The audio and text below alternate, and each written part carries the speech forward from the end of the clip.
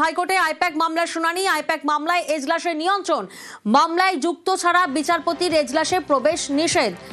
অর্ণব প্রতিনিধি আমাদের সঙ্গে রয়েছেন, সরাসরি অর্ণবের কাছে যাব। অর্ণব, আমরা দেখেছিলাম গত শুক্রবার এজলাসে ভিড় ও হট্টগোলে পণ্ড শুনানি। আজ কি কি ব্যবস্থা নেওয়া হয়েছে? দেখো, এজলাসে আইনজীবীদের প্রবেশে নিয়ন্ত্রণ আনা হয়েছে এবং এক্ষেত্রে মামলার সাথে যুক্ত সব পক্ষের আইনজীবী এজলাসে থাকতে পারবেন, অন্যথায় আর কেউ প্রবেশ করতে পারবেন না। কোর্ট আনকোর্ট গতকাল বিচারপতি ভারপ্রাপ্ত প্রধান বিচারপতির অনুমতি সাপেক্ষে রেজিস্ট্রার জেনারেল তিনি যে বিজ্ঞপ্তি জারি করেছেন তাতে যদি এর বাইরে অর্থাৎ মামলার পক্ষ বাদ দিয়ে কেউ যুক্ত হতে চান মামলায়, সেক্ষেত্রে ভার্চুয়াল মাধ্যমে যুক্ত হতে হবে এবং বিজ্ঞপ্তিতে ইন ক্যামেরা কথাটি না থাকলেও অর্থাৎ রুদ্ধদ্বার শুনানির কথা না থাকলেও যে বিজ্ঞপ্তি জারি হয়েছে তাতে কার্যত রুদ্ধদ্বার শুনানির চেহারা নিচ্ছে। তবে এক্ষেত্রে লাইভ স্ট্রিমিং অর্থাৎ সরাসরি দেখা যাবে সোশ্যাল মাধ্যমে, যেমনটা কলকাতা হাইকোর্টের আরো বেশ কিছু এজলাসে সরাসরি লাইভ স্ট্রিমিং এর মাধ্যমে শুনানি দেখা যায়, সেই ব্যবস্থা কিন্তু কলকাতা হাইকোর্টে বিজ্ঞপ্তি জারি করে জানানো হয়েছে এবং সেটা রেকর্ডও করা যাবে। তবে লাইভ টেলিকাস্ট অর্থাৎ সরাসরি নিউজ চ্যানেলে সম্প্রচারের ক্ষেত্রে কিন্তু বাধা নিষেধ রয়েছে হাইকোর্ট প্রশাসনে, এটাও আজই সেটা সুনিশ্চিত করা হয়েছে। তবে 2:30টার সময় শুনানি বিচারপতি শুভ্রা ঘোষের এজলাসে এবং এক্ষেত্রে দুটি নির্দিষ্ট আবেদন, আইপ্যাকেরও কিছু আবেদন রয়েছে। সেই আবেদনের কি বিষয় সামনে আসে সেটাই দেখার, কারণ তৃণমূল কংগ্রেস কিন্তু সুপ্রিম কোর্টে যায়নি। তৃণমূল কংগ্রেসের যে আবেদন ছিল তাদের নথি ফেরত দেওয়া এবং একই সঙ্গে দুই জায়গায় যে 8 তারিখে জানুয়ারি মাসে যে অভিযান চালিয়েছিল ইডি সেটাকে অবৈধ ঘোষণা করা, সেক্ষেত্রে আদালত আলাদা কোনো পর্যবেক্ষণ নাই কিনা সেটাই দেখার। কারণ ইডি কলকাতা হাইকোর্টে আবেদন করলো, সেই আবেদনের উপরে অর্থাৎ হাইকোর্টের উচ্চতর বেঞ্চ অর্থাৎ সুপ্রিম কোর্টে যেহেতু ইডি মামলা করেছে, সেক্ষেত্রে ইডির এই আবেদনের খুব বেশি আইনি প্রাসঙ্গিকতা নেই, কিন্তু তৃণমূল কংগ্রেসের আবেদনের প্রাসঙ্গিকতা রয়েছে। এই অবস্থায় সুপ্রিম কোর্টের দিকে তাকিয়ে মামলা স্থগিত হয় নাকি কোনো পর্যবেক্ষণ রাখে সেটাই এখন দেখার।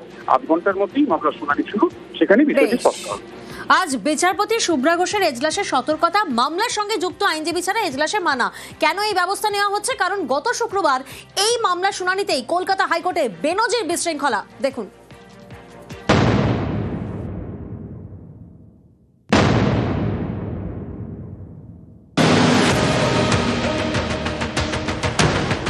বৃহস্পতিবার আইপ্যাকের অফিসে ইডি হানা ঘিরে বেনজির সংঘাত।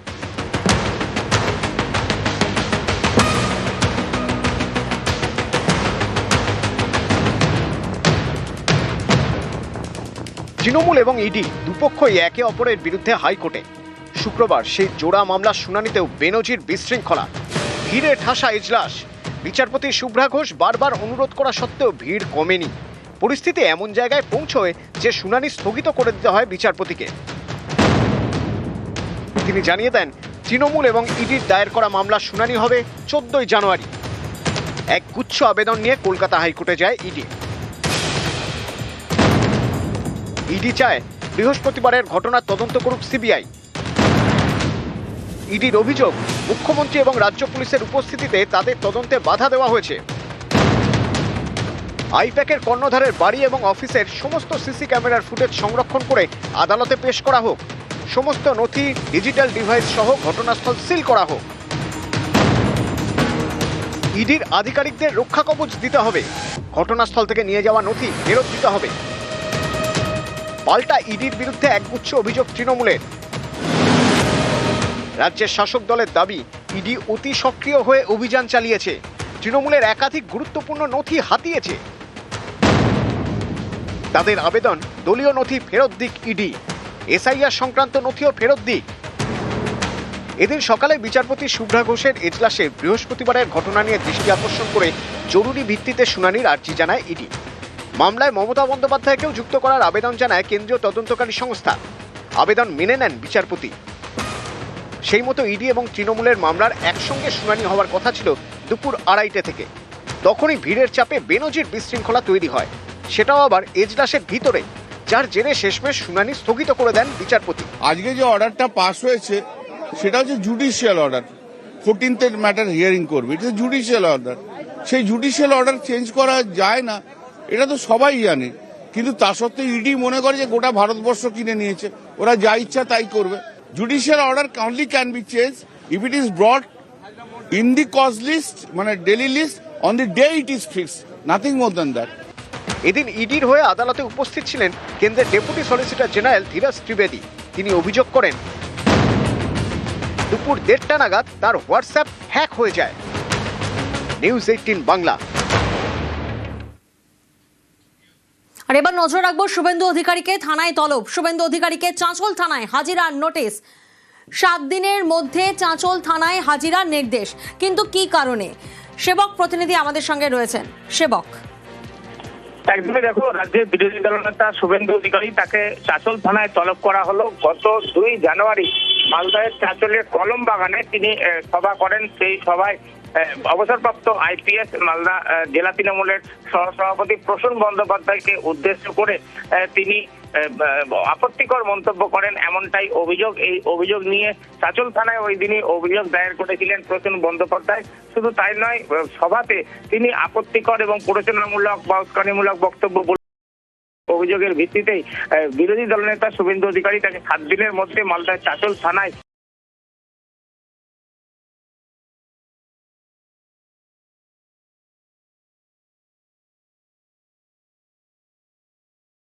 এই নিয়েই হইচই পড়েছে রাজনৈতিক মহলে। একেবারেই 2রা জানুয়ারি ঠিক কি বলেছিলেন বিরোধী দলনেতা, শোনাবো। আপনি জানেন খগেনদাকে হারিয়ে দিত একটা দুর্নীতিগ্রস্ত পুলিশ অফিসার। বালুর ঘাটে গেলে সবাই বলে চরিত্রহীন প্রসূন। তিনি এখন নেতা হয়েছেন।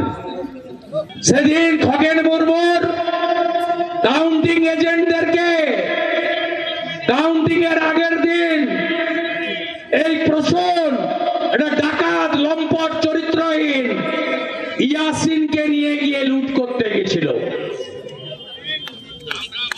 রুখে দিয়েছিল কেন্দ্রীয় বাহিনী। উদ্দেশ্য প্রণোদিতভাবে মামলার অভিযোগ সুকান্ত মজুমদারের।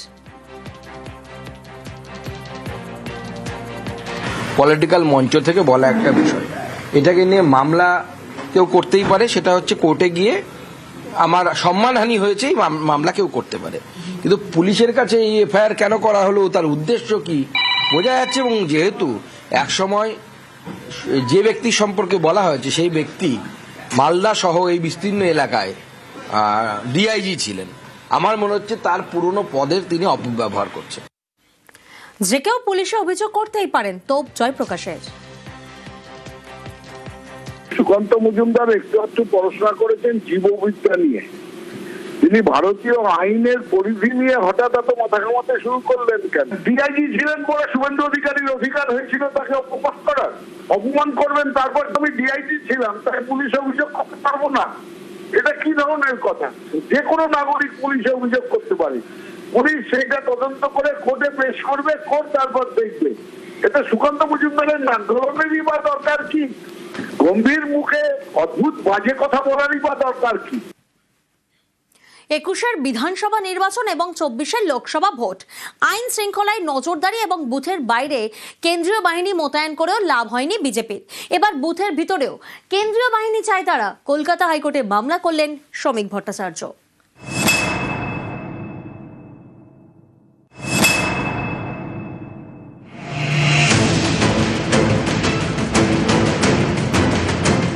দু 2021-এর বিধানসভা নির্বাচন হোক বা 2024-এর লোকসভা ভোট, প্রতিটি ভোটের আগে রাজ্যে আরও বেশি সংখ্যায় কেন্দ্রীয় বাহিনী মোতায়েনের দাবিতে সুর চড়াতে দেখা যায় বিজেপিকে। 26-এর ভোটের আগে তো একেবারে আদালতেই চলে গেলেন রাজ্য বিজেপির সভাপতি শ্রমিক ভট্টাচার্য। তার আবেদন, পশ্চিমবঙ্গে যে 83,000 বুথ রয়েছে তার প্রতিটির 100% নিরাপত্তা সুনিশ্চিত করতে হবে। ভোটের আগে বুথগুলি নিরাপত্তা নিয়ে সমীক্ষা করতে হবে। সেই সমীক্ষার রিপোর্ট খতিয়ে দেখে নিরাপত্তার ব্যবস্থা করতে হবে। শ্রমিকের দাবি, এতদিন বুথ নিয়ে সমীক্ষা করত ম্যাকিনটোশ বার্ন। চুক্তির মেয়াদ শেষ হওয়ায় 6 মাস ধরে তাদের সেই কাজ বন্ধ। অন্য কোনো সংস্থাকে রাজ্য সরকার সমীক্ষার দায়িত্ব দেয়নি। যেহেতু ভোট ঘোষণা হয়নি তাই বুথ নিয়ে মাথা ঘামানোর এখতিয়ার নেই নির্বাচন কমিশনের। এ বিষয়ে হস্তক্ষেপ করুক কলকাতা হাইকোর্ট, অন্য কোনো সংস্থাকে সমীক্ষার দায়িত্ব দিক। নির্বাচনকে অবাধ এবং শান্তিপূর্ণ করতে গেলে শুধুমাত্র ওই ভোটার লিস্টের এসআইআর করলে চলবে না, বুথকে সুরক্ষিত রাখতে হবে, নজরদারি বাড়াতে হবে। সম্পূর্ণ তাদের নজরদারিতে নিশ্চিদ্র নিরাপত্তার মধ্যে মানুষ ভয়মুক্ত হয়ে যাতে নিজের ভোটাধিকার প্রয়োগ করতে পারেন সেটা দেখবার দায়িত্ব নির্বাচন কমিশনের। প্রতিবার ভোট এলেই কেন্দ্রীয় বাহিনীর মোতায়েনের রব ওঠে। কখনো দাবি ওঠে ভোটের সময় আরো বেশি বাহিনী চাই, কখনো আবার দাবি ওঠে ভোটের আগেই বাহিনী চাই।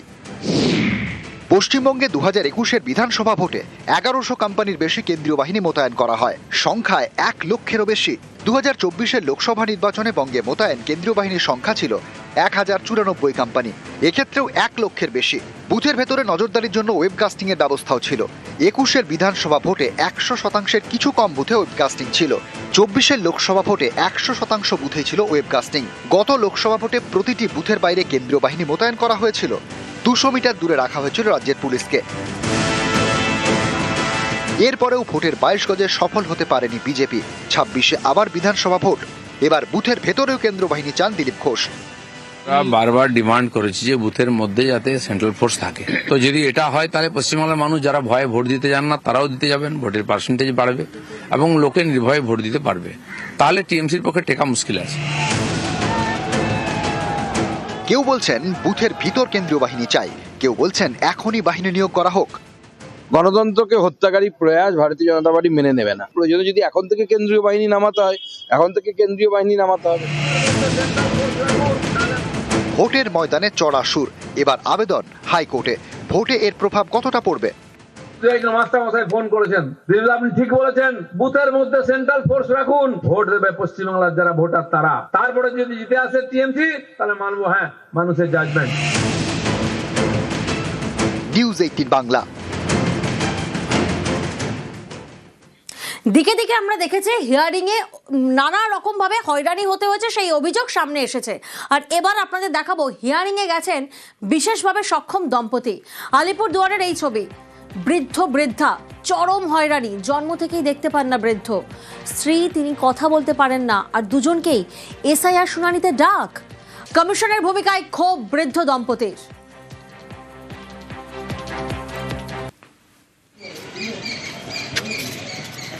এটা ভুগছি যে দুবার ডাকা হলো, একবার সকালে এসে গেলাম, আবার আসতে হলো, কল করলো। মানে অন্ধ স্কুলে থাকতাম, ওখানে লেখাপড়া করতাম, ইয়ে করতাম, তো আমার তখন ভোটের কার্ডটা হয়নি, হিয়ারিংয়ে আসতেই হলো।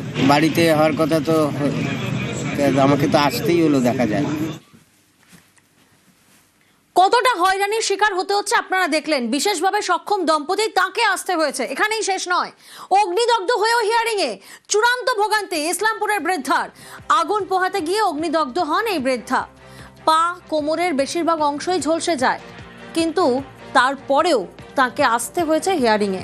টোটোতে বসে বৃদ্ধার এসআইআর হিয়ারিং। ডালিমন নেশা, ডালিমন খাতুন হয়ে গেছে।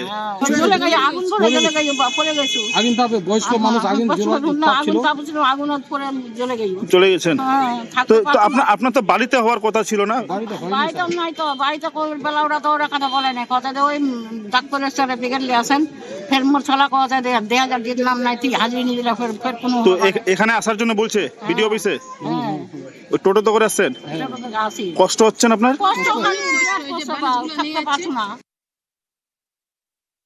আমি আছি ওই 2002 নাম নাই স্যার কারো, আমার মারও নাম নাই। আমার মার তো 70 বছর বয়স, মার একটু নামটা আগে ছিল ডালিমন নেশা, কিন্তু ওইটার জন্যই না কি জন্য আমরা 2002 ভোট দিয়ে আছি, মাও ভোট দিয়ে আছে, কিন্তু নাম নাই কেন? মা এই বয়সে আগুন পোহাতে গেলে জ্বলে গেছে, 2 পাও জ্বলা এখান পর্যন্ত, তার জন্য এখানে আসতে হলো। তো বললাম যে এই বিএলওরা তো বলছে যে যারা অসুস্থ বা তাদের তো বাড়িতে হওয়ার কথা, তো বিএলওর বলছে নিতেই হবে, মানে নিয়ে আসতেই হবে। হ্যাঁ, নাহলে 2002 নাম নাও উঠতে পারে। অসুস্থ কেউ কোনো কারণে যদি চলে আসে তাহলে আমরা এইআরও টিম নিচে নেমে করে নিচ্ছি। কোনো যদি অসুস্থ বা 85+ ভোটার তারা যদি আবেদন করেন এবং বিএলওকেও ইনফরমেশন দেন তাহলে আমরা বাড়ি গিয়েও করে নিচ্ছি। আমি কিছু বাড়ি গিয়েও হিয়ারিং করেছি। এনার ক্ষেত্রে আমার মনে হচ্ছে কোনো মিসকমিউনিকেশন হয়ে গেছে বা ওনারা হয়তো অবগত ছিলেন না যে বাড়ি গিয়ে হিয়ারিং হতে পারে। যাই হোক, নেক্সট আমাদের কাছে এরকম আবেদন আসলে আমরা বাড়ি গিয়েও হিয়ারিং করে নিই। এসআইআরে তপ্ত বাংলার রাজনীতি, একযোগে নির্বাচন কমিশন এবং বিজেপিকে আক্রমণ মমতা বন্দ্যোপাধ্যায়ের। ভোটার তালিকায় ভিন রাজ্যের লোক ঢোকানোর চেষ্টা হচ্ছে বলে চাঞ্চল্যকর অভিযোগ। ঝাড়খণ্ড থেকে, বিহার থেকে, যেরকম বিহারে ভোট দিতে গিয়েছিল না রেলে করে, সেই রকম বাংলায় যাতে ঝাড়খণ্ড থেকে ভোট দিতে আসে, উড়িষ্যা থেকে ভোট দিতে আসে, বিহার থেকে ভোট দিতে আসে। সেম জিনিস হয়েছিল মহারাষ্ট্রে, ধরতে পারেনি কেউ। হরিয়ানা ধরতে পারেনি কেউ, বিহারে ধরতে পারেনি কেউ। আছে যেখানে বিবাহিত মহিলাদের টাইটেল চেঞ্জ হয়েছে বিয়ের পর, বা তাদের বাড়ির ঠিকানা বদল হয়েছে, বাপের বাড়ি থেকে শ্বশুর বাড়ি গেছে, এইসব ক্ষেত্রে এটা মিসম্যাচ হয়েছে অফ ম্যাপিং, জেনুইন ভোটারদের নাম বাদ দিয়েছে। আগে 54 লক্ষ ভোটারের নাম আগেই ডিলিট করে দিয়েছে। ব্ল্যাক গেম আর ব্ল্যাক ম্যাজিক করে টোটাল মানুষদের গণতান্ত্রিক অধিকার কেড়ে নেবে। এসআইআরে গরম রাজনীতি। মঙ্গলবার একযোগে নির্বাচন কমিশন এবং বিজেপিকে আক্রমণ করলেন মমতা বন্দ্যোপাধ্যায়। মুখ্যমন্ত্রীর অভিযোগ, বস্তা ভর্তি ফর্ম নিয়ে নাম বাদের চক্রান্ত করছে বিজেপি। একটা গাড়িতে করে কত কাগজ নিয়ে গেছে এখানে, এটা আমরা হাতে নাতে ধরেছি। ছবিটা দেখুন, একটা গাড়ির ভেতরে 9-10 হাজার ফর্ম নিয়ে গেছে, সব ডিলিট করার জন্য জেনুইন ভোটারদের নাম। সব বিজেপির এজেন্সি করছে এবং বিজেপির নেতারা তো মালদায় নিজেরা গেছিল। ফাইলের পর ফাইল, বস্তায় বস্তায় কাগজ। এগুলো মানুষের অধিকার চুরি নয়, শকুনির পাশা খেলা করে বাংলাকে জয় করা যাবে না। এদিন রাজ্যের একাধিক প্রান্তে এসআইআরে নাম বাদের 7 নম্বর ফর্ম ঘিরে তুমুল গন্ডগোল বাধে। এসআইআরে নাম বাদ দিতে বা কারো নামে আপত্তি জানাতে ফর্ম 7 জমা করতে হয়। এদিন বাঁকুড়ার তালডাংরায় বিজেপির গাড়ি থেকে তৃণমূল কয়েকশো ফর্ম 7 উদ্ধার করে বলে দাবি। উত্তর 24 পরগনার ভাটপাড়ায় 7 নম্বর ফর্মের ফাইল নিয়ে এই আরোর কাছে বিজেপি নেতারা।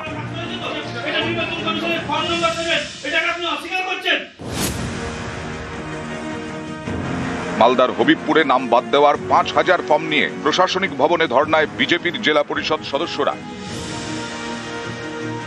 একটা গাড়িতে করে কত কাগজ নিয়ে গেছে এখানে, এটা আমরা হাতে নাতে ধরেছি। ছবিটা দেখুন, একটা গাড়ির ভেতরে 9-10 হাজার ফর্ম নিয়ে গেছে, সব ডিলিট করার জন্য জেনুইন ভোটারদের নাম। সব বিজেপির এজেন্সি করছে এবং বিজেপির নেতারা তো মালদায় নিজেরা গেছিল। ফাইলের পর ফাইল, বস্তায় বস্তায় কাগজ। এগুলো মানুষের অধিকার চুরি নয়, শকুনির পাশা খেলা করে বাংলাকে জয় করা যাবে না। এবার লজিক্যাল ডিসক্রিপেন্সি, এটা কিন্তু কোনো এসআইআর ছিল না, কোনো আইনে নেই। তারা লজিস্টিক্যাল ডিসক্রিপেন্সির নামে আরো 1,33 লক্ষ থেকে 36 লক্ষ নামের তালিকা করেছেন, যে তালিকা আমাদের কারো কাছে নেই, কোনো পার্টিকে দেয়নি, নিজেরা বিজেপি পার্টি অফিসে ধরে রেখে দিয়েছে। সবাইকে বলবো, যেখানে যেখানে আনঅথরাইজড পেপার পাবে এবং বাল্ক পেপার পাবে সেখানে তারা এফআইআর করবে।